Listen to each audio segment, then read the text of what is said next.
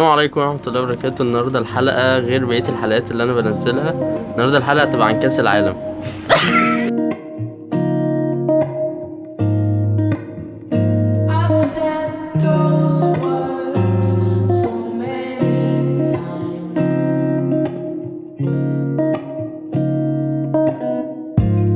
فالحلقة هتبقى النهاردة عن التوقعات اللي جاية. احنا دلوقتي عرفنا كل الفرق اللي اتأهلت لدور الثمانية بإذن الله مع بعض. النهاردة أنا في الحلقة مش لوحدي، معايا أصحابي.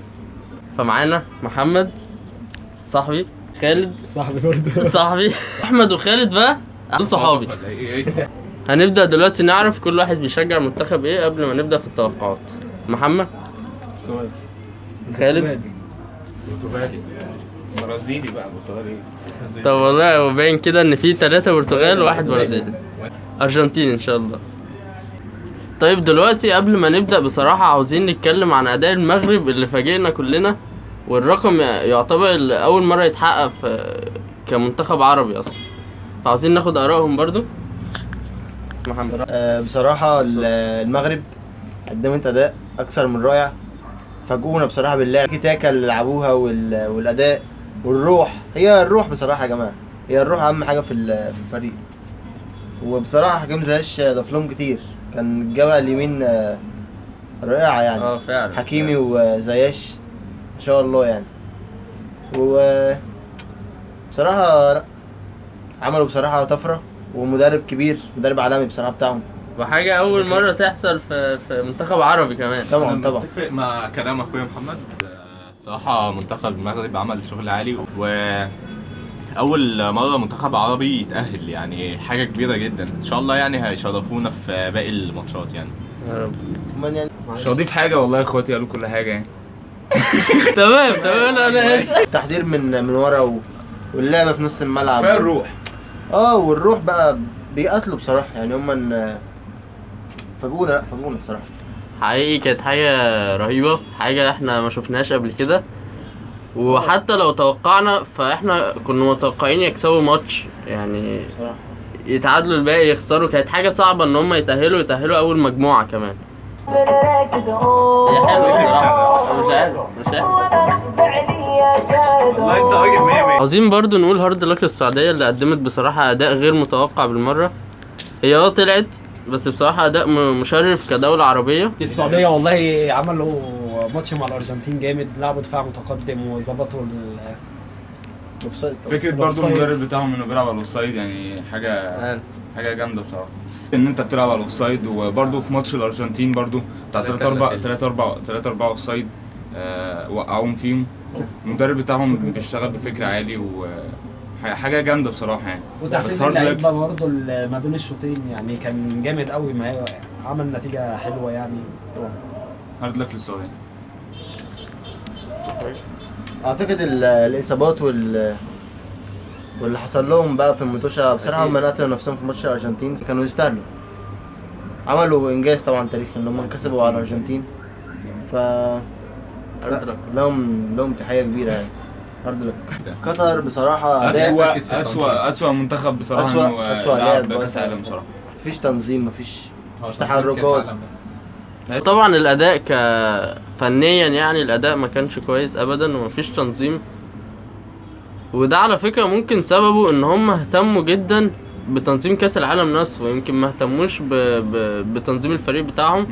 بس بصراحة يعني تنظيم كأس العالم بالطريقة دي وكل الحاجات اللي عملوها فدي تشفع لهم جدا يعني، حتى لو طلعوا يعني عشان هم برضو مش من البلد يعني، فمفيش روح اللي هو ان هم يلعبوا بدم البلد والوطن وكده. مين دول؟ كلهم مجنسين.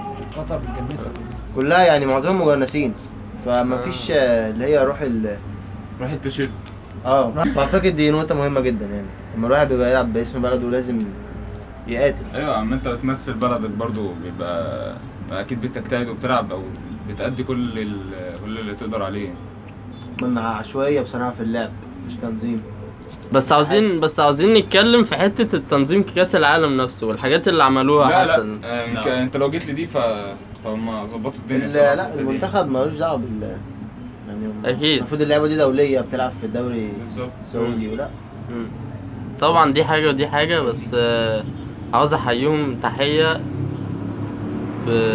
بسبب الحاجات اللي عملوها في تنظيم كأس العالم من الأول خالص، والشروط والقواعد اللي حطوها اللي بتمنع أي حاجة غريبة عن تقاليدنا وعاداتنا إن هي تدخل. وعملوا حاجات دينية كويسة جدا. انهم اول حتى ما بدأوا برضو يا ايها الناس ان خلقناكم من ذكر وانثى وجعلناكم شعوبا وقبائل اللي تعرفوا، برضو كانت بداية جامدة جدا يعني بصراحة. فلا كتنظيم للكأس العالم، لا تنظيم جامد جدا وخرافي بصراحة يعني. برضو مش عاوزين ننسى تونس، منتخب قوي، منتخب نوعا ما أدى أداء كويس وقاتل، بس عاوزين برضو نشوف آرائكم في المنتخب. بصراحة تونس برضو كان نفسنا تصعد بصراحة ان انت بتلاعب اصلا فرنسا بحجمها ده، ففكرة ان انت كسبت فرنسا 1-0 يعني دي حاجة جامدة جدا، فكرة ان انت تلعب على فرنسا اصلا. وعملوا ماتش خرافي الصراحة الماتش دوت يعني. وبرضه سبب ان هم ماتش استراليا برضه كانوا يقدروا طول الشوط الثاني كانوا خسرانين 1 يقدروا يرجعوا ويكسبوا، كانوا زمانهم ضامنين دلوقتي، بدل ما هم كانوا فضلوا قاعدين لاخر الماتش مستنيين النتيجه بتاعت الماتش الاخير. يعني الماتش الثاني بتاع استراليا اللي هم خسروه دوت، لو كانوا كسبوه كان زمانهم دلوقتي متاهلين. بس هارد لك هارد لك. هذا الأخير والله كان أداء مكتوب.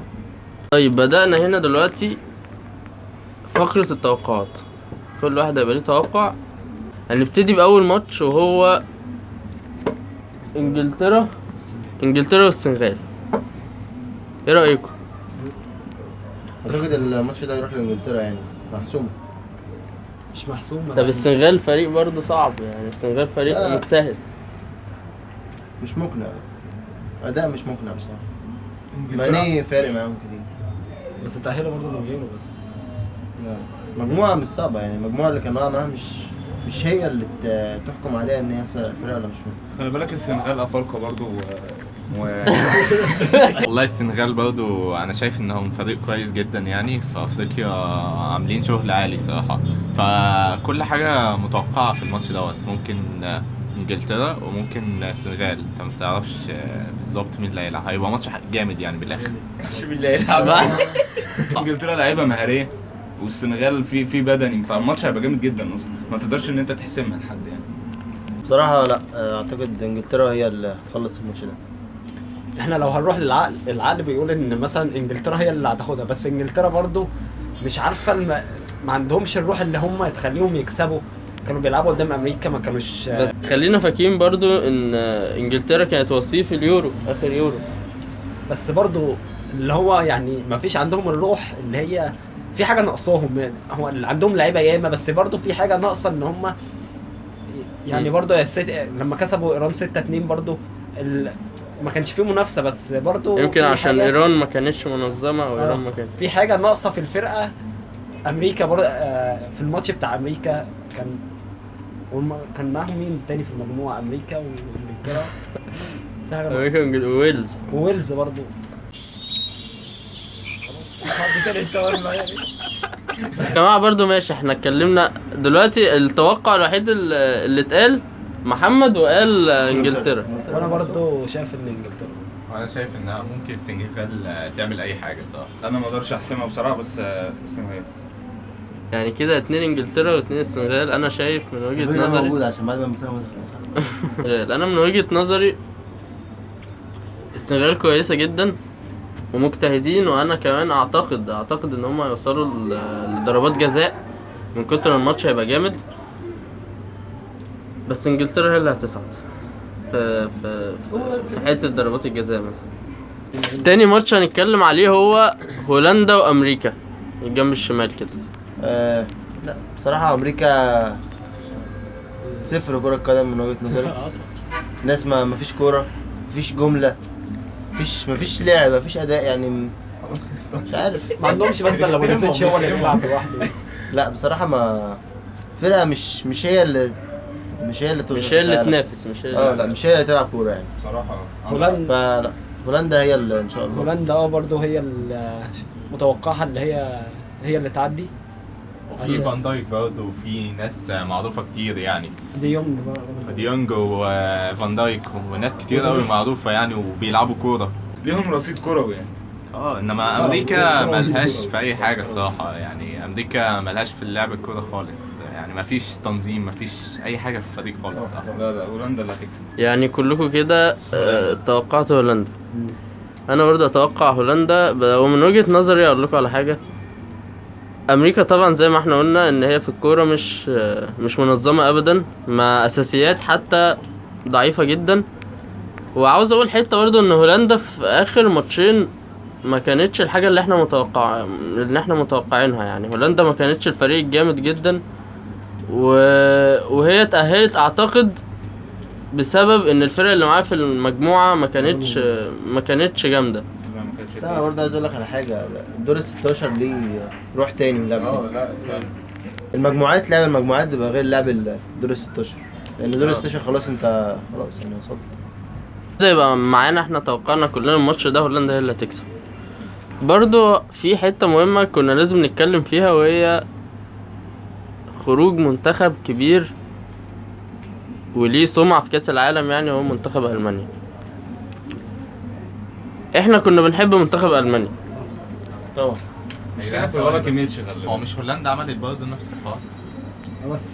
بس بطلت عادي من غير اي حاجه، ما يعني كان أول ماتش وبعد كده ما بصراحة ألمانيا كان يعني من المنتخبات اللي الواحد نفسه توصل دور 16، بس بعد الواقعة اللي عملوها لا، يعني الواحد قل شوية حبه ليهم. فلا يعني من المنتخبات اللي الواحد فرح ان هم طلعوا بصراحة، ودي أول مرة تحصل. الواحد كان نفسه برضو المونديال خسر لعيبة كبار بقيمة الناس اللي في ألمانيا، ف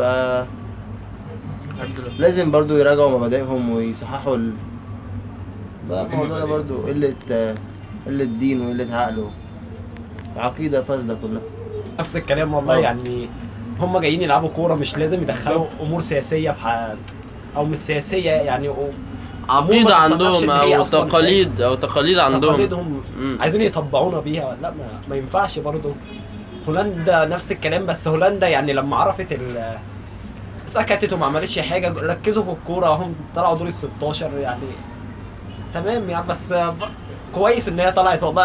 انا كنت بشجع المانيا، بس خلاص انا فرحت لما هي كلنا طلعت. طبعا كلنا بصراحة فرحنا لما هي طلعت من كأس العالم، لأن ما ينفعش انت تيجي عندي مثلا في بلدي بتقاليدي وبعاداتي وتيجي انت تفرض اللي انت عاوز تقوله وتقول كمان ان انا بسكتك. ثم ان انت اصلا في ارض مسلمه، فلازم تحترم دينها ولازم تحترم رغبتها ولازم تحترم كل حاجه، يعني اللي يتقال يتنفذ يعني. فما تقدرش ان انت تغير حاجه وتعمل بتقاليدك انت. اتوقع ماتش فرنسا وبولندا على اليمين، ايه رايكم؟ صراحة أنا شايف إن فرنسا كانت عاملة شغل عالي يعني، وهي البطل النسخة اللي فاتت من الكاس، فشايف إن فرنسا هي اللي هتكسب. نفس الكلام برضو. فرنسا هي اللي طالعه، بس مش طالعه هي اللي هتتاهل. لفوا رجالي تاني معانا.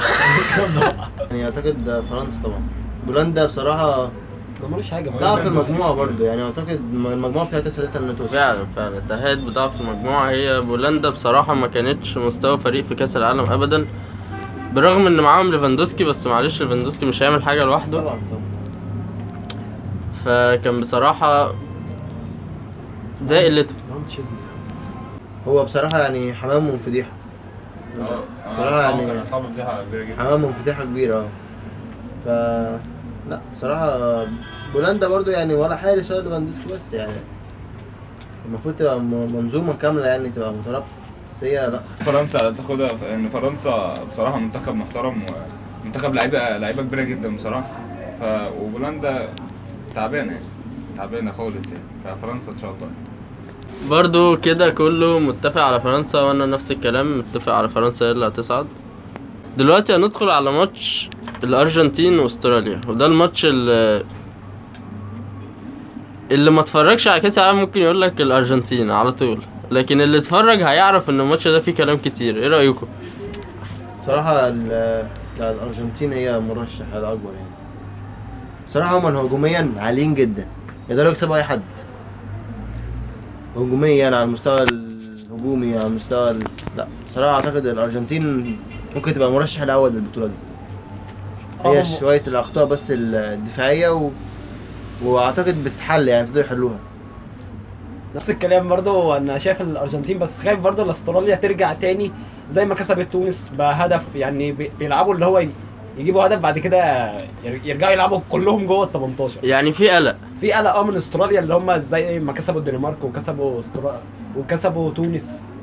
لا برضو اللي هو ممكن يعملوا مع الارجنتين زي ما السعوديه عملت مع الارجنتين برضو. طب توقعك؟ عايز تكسب استراليا لازم تحط جون في اول ربع ساعه، يعني وش كده، لان عشان تضمن عشان الليلة. هم ما يلعبوش على عشان الحوار تضمن ده. الليله، لان هم لو قعدوا لحد الدقيقه 70، استراليا لو قعدت لحد الدقيقه 70 هتقوم جايه رازعاك جون، وبعد كده تقعد تقفل ورا، وقابلني لو عرفت تجيب جون، عرفت تخش اصلا ال 18. هتقول لي بقى ليه ومش ليه، قول لي على عيني وعلى راسي يا اخويا، بس فكره برضه بس فكره ان لو تقفل جامد، لو دخل عليك 4-5 هيقتلك، انت فاهم، وهم بيقفلوا جامد ورا، فعشان تضمن الماتش لازم تحط جونين على الاقل في اول شوط. نتكلم على مين بقى؟ انا شايف ان استراليا الصراحه عملت ماتشات جامده الصراحه، وكانت عامله شغل جامد في مجموعتها، فالماتش ده فيه كلام كتير الصراحه، بس انا شايف ان الارجنتين هي اللي هتصعد ان شاء الله. كده كلنا اتفقنا عن الارجنتين، مع ان انا شايف ان في صعوبة وقلقان من الاخطاء الدفاعية اللي حصلت قبل كده في المجموعات، وكمان ان استراليا مش منتخب بسيط ولا منتخب ضعيف، هو منتخب جامد، ف ربنا يستر بس ان شاء الله. وعشان فريق اللي انا بشجعه طبعا الارجنتين، فان شاء الله الارجنتين هي اللي تصعد في الماتش ده. كده كلنا توقعنا الارجنتين برضه. دلوقتي دخلنا للماتش اللي اعتقد من الماتشات الصعبة جدا في دور ال16. المغرب واسبانيا. اسبانيا بصراحه عندها اعمار سن صغيره، نفس الكلام. اعتقد هي دي كده شوية. هي دي اللي فرق معاهم يعني. انت مش شايف من التحليل نتكلم ان هم بصراحه اعمار صغيره وعيال طالعين جعانين كوره يعني هم. وفي طبعا منهم اتنين، خبره برضه، ده لسه شباب. بس منهم اتنين يا جماعة، منهم اتنين واخدين جوائز في البالون دور، فاللي هو بيدري وجافي. خلينا نقول ان هم اللعيبه كويسين، بس انا عايد في نفس الفكره، مش مقتنع بيهم صراحه.